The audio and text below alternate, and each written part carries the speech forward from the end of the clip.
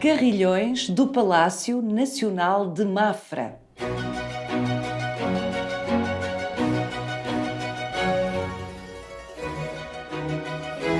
O Palácio Nacional de Mafra é a maior e a mais ambiciosa de todas as obras literalmente espetaculares que Dom João V encomendou durante o seu reinado, nos primeiros 50 anos do século XVIII. Da Basílica ao Convento, passando por muitos dos espaços do Paço, em cada visita ao Palácio Nacional de Mafra há que eleger o que apreciar, tanto há por onde escolher. Hoje vamos centrar-nos nos monumentais carrilhões encomendados pelo rei magnânimo para as suas torres.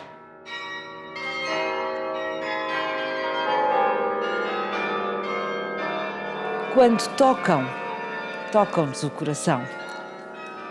Vai querer saber mais? Venha connosco nesta visita guiada.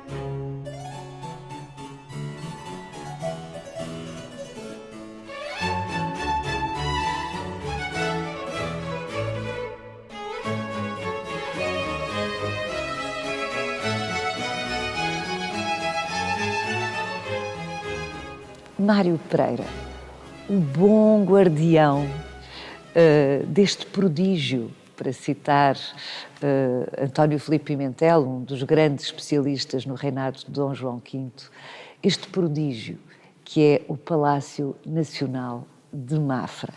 De facto, tudo é prodigioso e desde os projetos, e eu quando falo em projetos é o projeto real, o projeto da afirmação de um monarca na Europa do seu tempo, é um projeto religioso, que é este espaço onde nos encontramos, e é o projeto arquitetónico.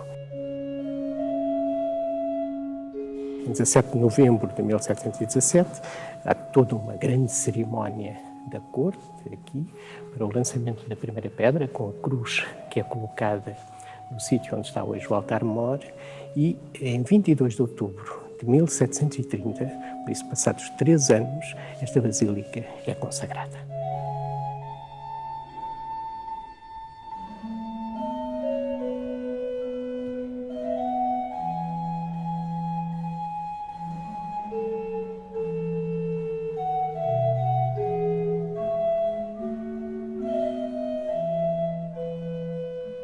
Quando falamos deste monumento, nós falamos de um convento, e é um convento que é um convento real, para 300 frades.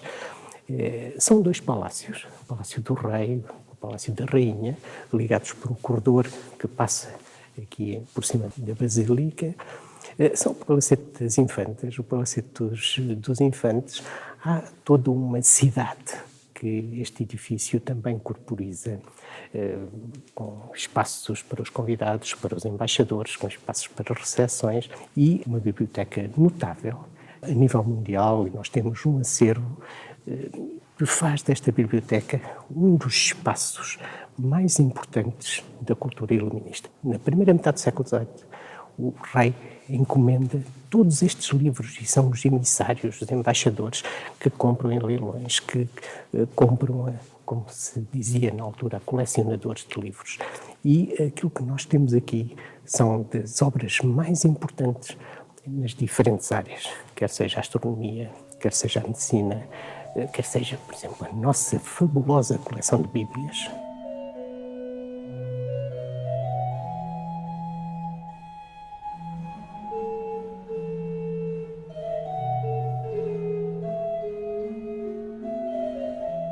Mas quando nós falamos de singularidades, nós temos outras. Nós temos aqui, nesta basílica, aquilo que a própria historiografia da arte italiana considera como sendo a mais importante coleção de escultura italiana barroca fora de Itália. E temos depois algo que é impressionante e também único, dos 6 órgãos aqui da basílica.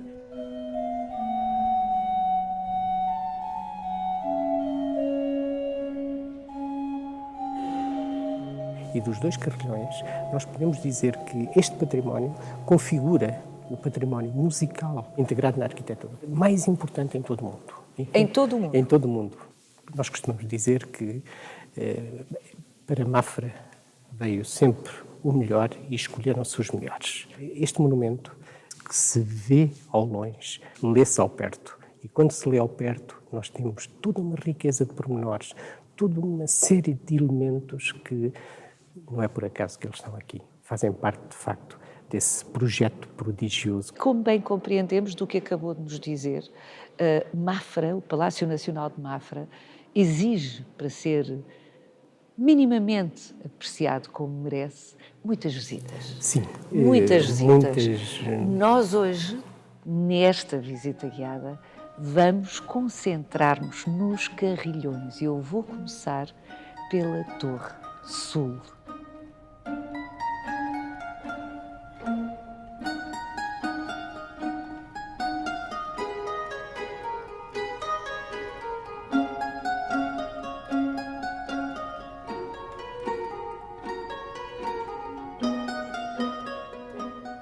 Abel Chaves, estes sinos todos são um só instrumento. É verdade, e um dos instrumentos maiores do mundo. Cada sino está afinado numa nota musical e que em conjunto tocam como se fosse um piano. Nós estamos aqui debaixo dos 53 sinos que fazem parte deste instrumento.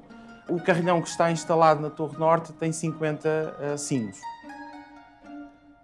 Quanto é que pesa este sino? Este sino pesa cerca de 9 toneladas. 9 toneladas? Sim. Quer dizer, imaginar colocar isto aqui em cima no século XVIII é incrível. É um trabalho titânico. 1700 e... Ele foi fundido em 1730, portanto a instalação deverá ter sido entre 30 a 33, 1733. Bom, este é o mais pesado, presumo, deste conjunto, de 53, o mais leve... Tem cerca de 4 quilos. 4 quilos, portanto, é essa a gradação de peso, Exatamente. E imagino que corresponde a sonoridades sim, também. Sim. E essa diferença sente-se no teclado. À medida que o carrilhanista vai tocando para as notas mais pesadas, para os sinos mais pesados, tem que fazer mais força porque eles vão ficando também igualmente pesados.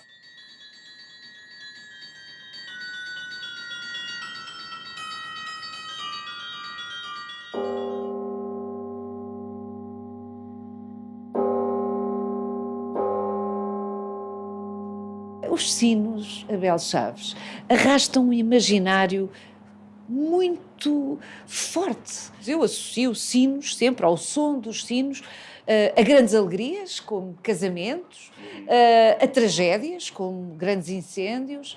É quase mágico. Os sinos, por estarem nas torres e estarem num sítio elevado, têm uma fruição bastante democrática. Portanto, soam para toda a gente para fora do edifício, enquanto, por exemplo, os órgãos soam para dentro. Um espaço reservado, mais confinado. Um espaço mais reservado, em que só as pessoas que estão nessa sala é que conseguem ouvir um concerto ou um toque do instrumento. E então os sinos têm esta capacidade de intervenção na comunidade. Na gênese do sino, que começou por ser um espanta espíritos maus. Aliás, isto é transversal a todas as culturas mundiais. Nós temos os sinos no Tibete, os monges tibetanos, que usam umas taças e que tocam, e as vibrações espantam as energias más. E o sino também na Europa Ocidental teve esse propósito. É por isso também que quando se funde um sino, ele é personalizado. Tem a assinatura do fundidor, no caso da Torre Sul, William Whitlock, que é o fundidor da Torre Sul, e tem a data, portanto, William Whitlock me fecit, me fez a mim, que sou uma entidade, no ano 1730. Portanto, é um escrito... Que interessante! Portanto, como se cada sino fosse um indivíduo com Sim, uma um anjo. personalidade própria. Sim, Um anjo. Um anjo. Que bonito! Então quer dizer que o fundidor que produziu este carrilhão, portanto, estes 53 sinos, assinou cada um deles? Assinou. Essa é a tradição normal dos fundidores. Mas os assinarem... 53? Os 53 são assinados por ele com esta inscrição em latim, que é tradicional em todos os sinos. Este fundidor tinha um carácter muito seguro de si, para dizer o mínimo. Era até tido com... Era um vaidosão. Sim. E é o único que se tem em registro, o único fundidor que nos sinos fundiu a sua esfinge. Tem um retrato do fundidor no próprio sino, coisa que não existe paralelo nos outros fundidores. Quem era esse senhor? William Whitlock trabalhou em Antuérpia e fundiu este carrilhão em 1730. Ele tinha aprendido com os melhores fundidores, então era realmente aquele que, nessa altura, tinha o segredo de como afinar os sinos musicalmente. É uma coisa muito difícil, porque eles não só têm que soar bem separados, individualmente, mas depois também estarem harmonizados. E daí funcionar como um instrumento musical. E isso era um processo muito difícil. Foi muito bem conseguido aqui para a Torre Sul. Até mesmo se olharmos para os 7 carrilhões que ele durante toda a vida conseguiu fazer. Imagino que cada carrilhão destes levasse imensíssimo tempo a fazer, Sim, não demorava é? muito tempo, era um processo bastante demorado e também muito dispendioso. Portanto, Quanto é que custou, sabe-se? os registros que existem de uma forma popular é que custaram 400 mil réis. Há uma história que se conta que quando o rei Dom João V tentou saber de quanto é que custava um carrilhão, vieram um pouco a medo dizer, mas sabe, El Rei, isto são sinos feitos de bronze, é um instrumento caro, um carrilhão tipo custará 400 mil réis. E ele parece que olhou para o homem e disse, sem hesitar, o quê? Tão barato? Quero 2. Não é? Bom, isso é uma história que corre na tradição popular, não sabemos se isso aconteceu ou não, mas há que não esquecer que estamos a falar de Dom João V, o ouro do Brasil e, sobretudo, uma estratégia política muito montada no aparato da sua corte. E, realmente, Portugal não conhecia este instrumento musical. Não, isto é um instrumento típico dos Países Baixos.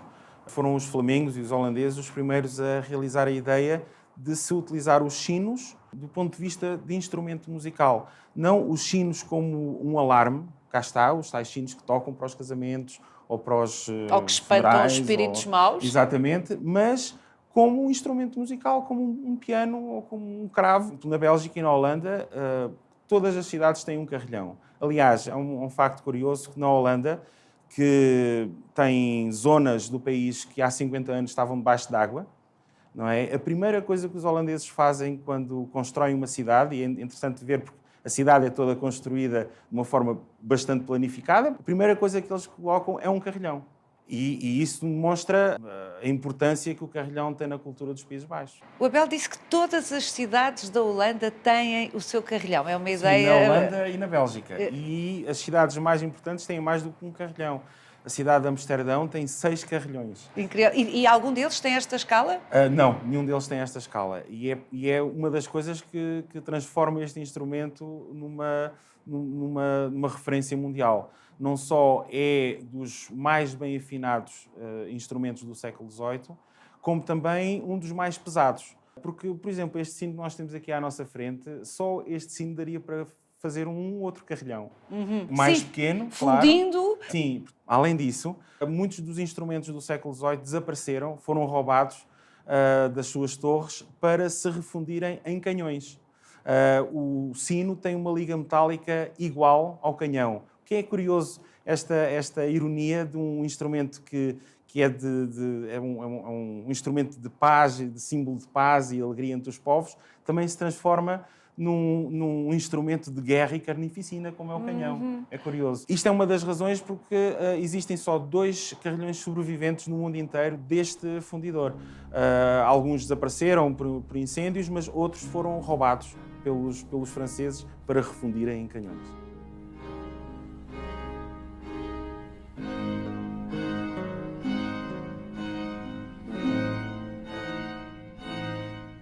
É importante dizer aqui que o Abel Chaves, carrilhanista oficial residente aqui no Palácio Nacional de Mafra, estudou para ser carrilhanista aqui dos Carrilhões de Mafra, propositadamente desde muito jovem, na Bélgica.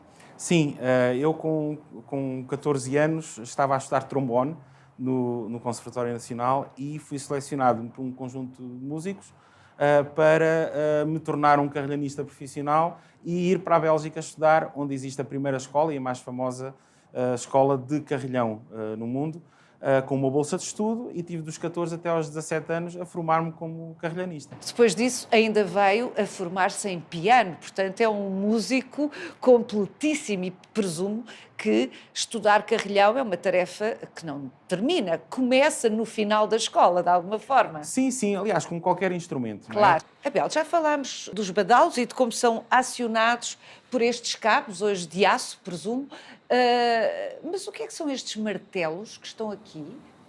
Estes martelos têm exclusivamente a ver com o sistema automático. Automático? Sim. São do século XVIII também? São do século XVIII. Há uma forma... Estes martelos já não são os originais, Sim. Tiveram que ser substituídos, mas a forma de tocar já existia no século XVIII. São acionados através de um mecanismo que funciona como uma caixa de música.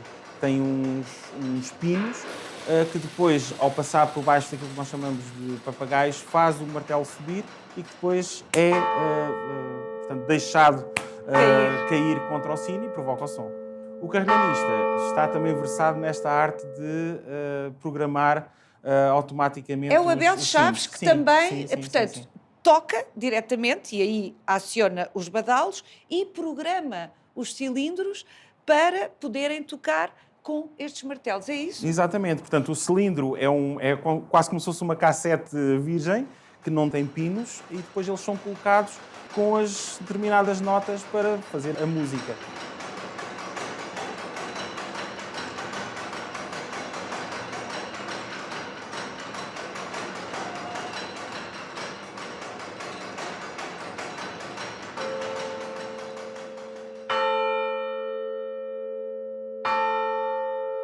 Verdadeiramente emocionante é ver o carrilhanista, é um nome engraçado, a operar o teclado que faz tocar estes badalos.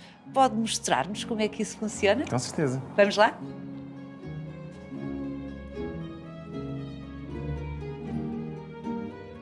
Chamam-se teclas a esta espécie de dedos? Sim, são teclas que têm a mesma disposição de um teclado de piano. Por cima temos as teclas pretas e por baixo as brancas. São 53 teclas para 53 sinos. Temos a divisão do manual, para ser tocado com as mãos, e depois a pedaleira com os pés, que vai controlar, digamos, quase 2/3 do teclado. Qual é que é a tecla que aciona aquele das 9 toneladas, aquele sino das 9 este toneladas? é uma tecla só da pedaleira que dá este som. Portanto, é uma tecla muito pesada, ela nem sequer está ligada ao manual, não é para ser tocada com a mão, mas só com os pés. E a mais fraquinha? É este que está aqui, pode tentar. É uma diferença. É de facto como se fosse um piano, não é? Que engraçado. E pode falar-me do repertório. O que é que no século XVIII aqui se tocou? Sim, deve-se ter tocado o repertório de um compositor muito famoso flamengo, Matthias van den Heen, que fez uma série de prelúdios feitos para os carrilhões da altura. Eram peças já bastante complicadas e eu não acredito que conseguissem tocar da mesma forma que as tocam hoje. Deveria ser um andamento bem mais lento, porque era mesmo muito complicado. Era mais pesado Era bem mais acionar pesado, tudo isto, não é? sistemas... Portanto, estes cabos que estamos aqui a ver, tão elegantes, aliás, é uma peça bonita, tudo isto é bonito, era fio, não é? Sim, os sistemas de transmissão orgânico, claro, partiam-se muito rapidamente e facilmente, mas a questão de um músico poder tocar nos sinos para toda a gente ouvir era realmente tão extraordinário que valia de tudo. Não é? Vamos ouvi-lo neste prelúdio? Sim, é o prelúdio número 2 do Matthias van den Heen, composta na altura que foi feito aqui o carrilhão para Mafra. Só um certo, por favor.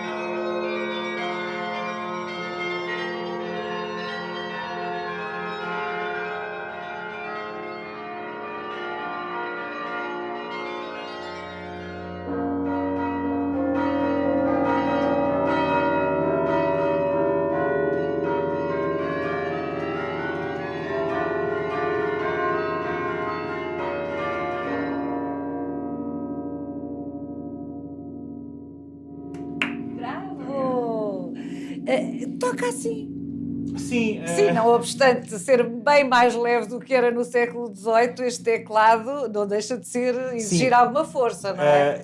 É mais difícil tocar com os dedos, embora o carlinista possa abrir a mão e tocar várias notas ao mesmo tempo. Um bocadinho cansado. Mas, portanto, toca-se com a mão fechada e toca-se com o pé. Aliás, este modo de se ver o carlinista tocar à primeira vista dá a ideia que se toca a murro e a pontapé, não é? Mas não é nada assim. Nós, Não, pela música que ouvimos percebemos que não é nada assim, embora aqui dentro se ouça de uma forma muito mais distorcida. Exato, aqui nós estamos mesmo porque isto debaixo é dos mesmo sinos. para fora, não é? É interessante nós estarmos aqui na cabine e ver o sistema funcionar e o carlinista tocar, mas o sítio ideal para se ouvir o concerto é ao nível do chão, num claustro, no jardim, na rua, e aí é que se consegue ouvir o concerto da melhor forma. Abel, e tocava-se no século XVIII sempre música erudita?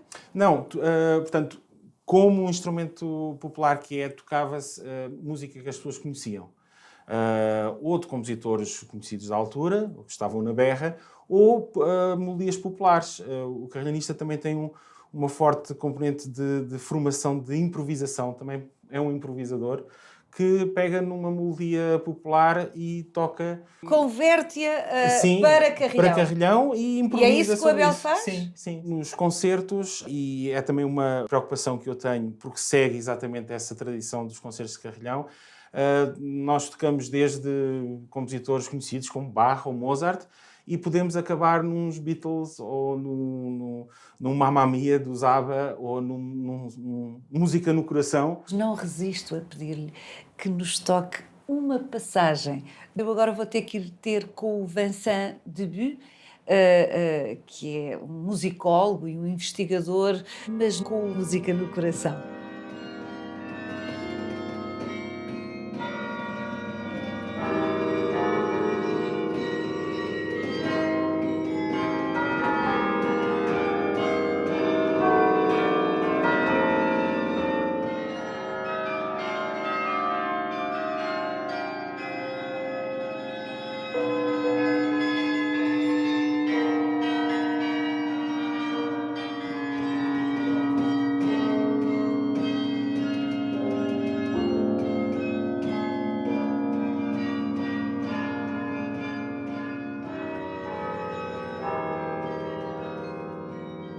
Vincent Debut, ao contrário da Torre Sul, do carrilhão da Torre Sul, este carrilhão da Torre Norte é um instrumento falhado.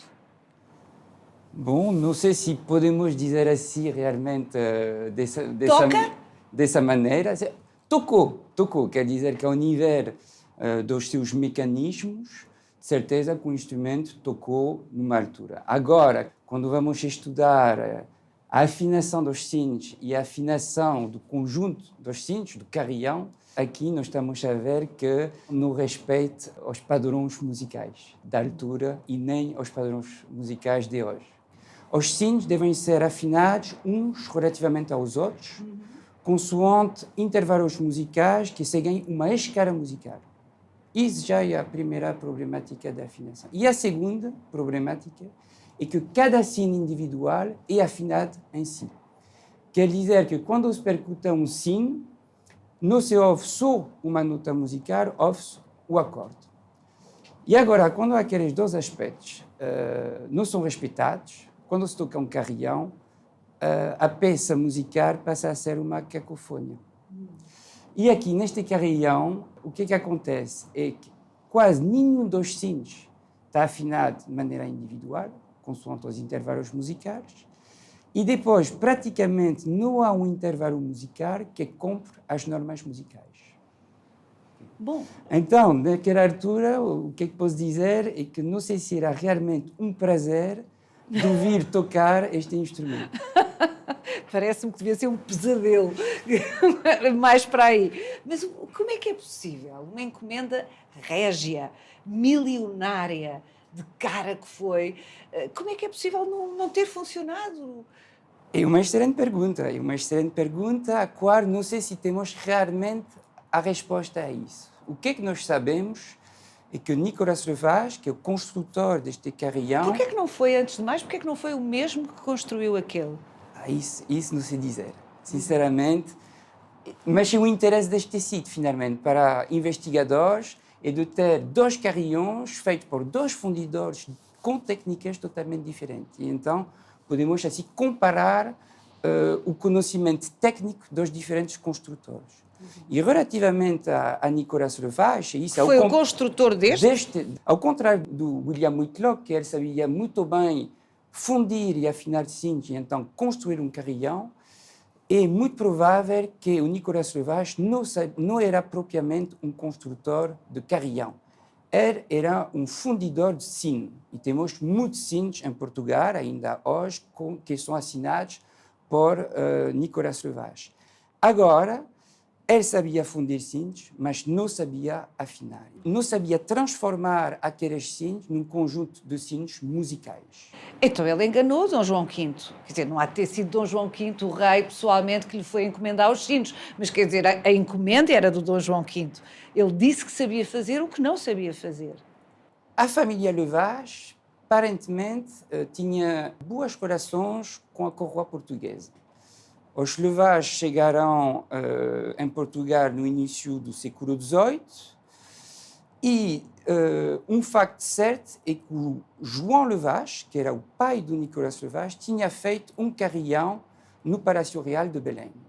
E, aparentemente, este carillon era de boa qualidade. E certamente que o João Levage tentou incentivar o Dom João V a dizer: queres construir um carillon em Mafra, o meu filho sabe fazer. E acho que o resultado, de verdade, foi um engano, mas o que é interessante também é de saber que outro Levage também enganou totalmente outra cidade, acho que era na Bélgica, e que todos os carillons que ele tinha posto na torre foram desmontados. E ele foi para a prisão. Outra pessoa da família Levage. Exatamente. Bom, a família Levage foi claramente uma péssima notícia para os carrilhões europeus.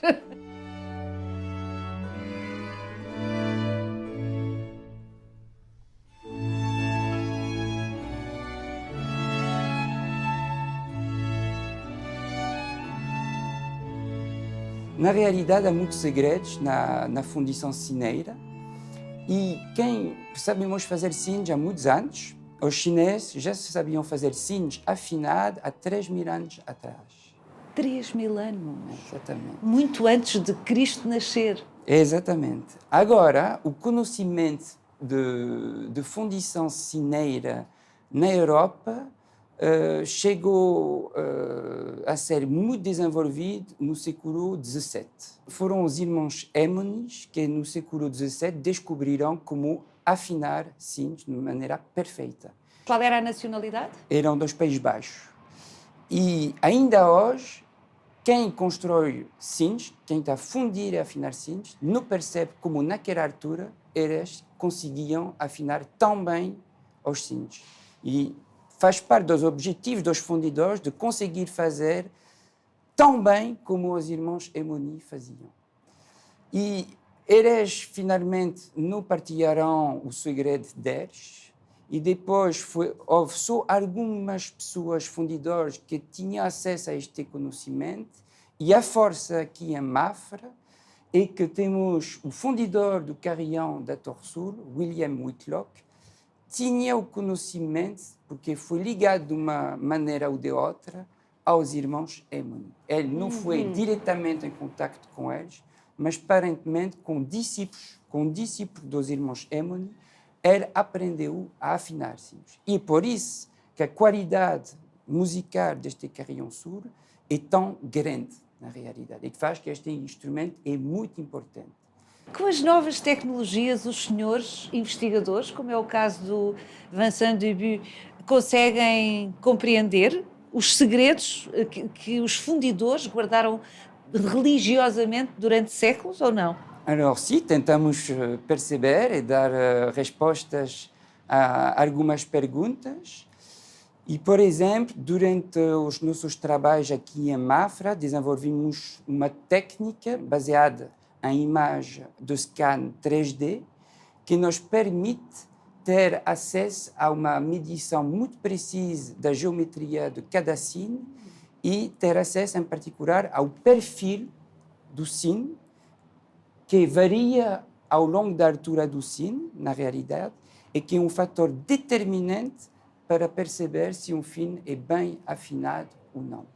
E então, a partir deste tipo de imagens, e comparando sinos construídos por um fundidor e por outro fundidor... Ou seja, por um ótimo fundidor e por um, francamente, mau fundidor, conseguem chegar à conclusão. Exatamente. Portanto, isto é o palco perfeito para um investigador nesta área. Totalmente. E foi o nosso território de investigação durante mais de 10 anos. 10 anos?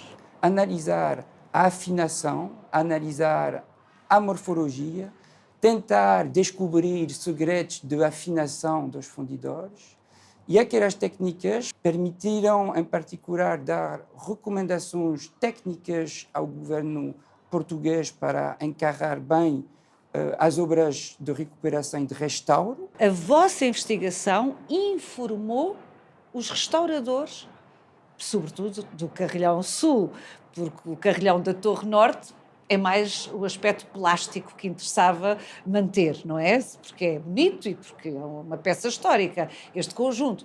Mas, para afinar aquele carrilhão, foram as vossas informações que serviram. Exatamente.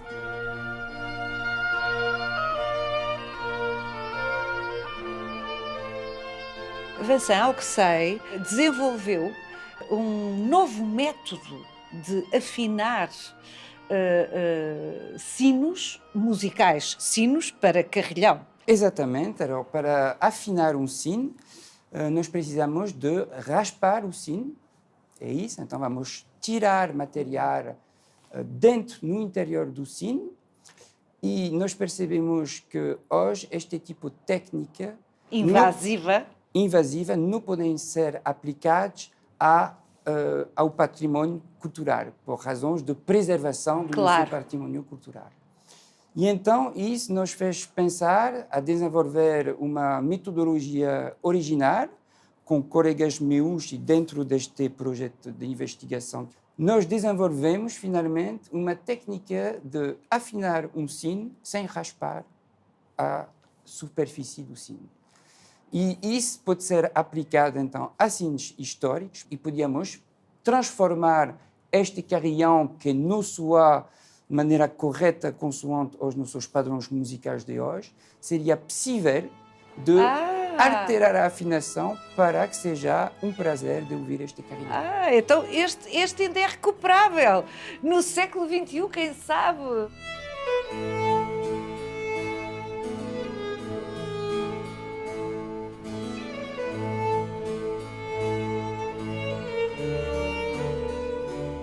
Siga-nos no Instagram, no Facebook e na nossa página onde pode rever este e os outros Visita Guiada.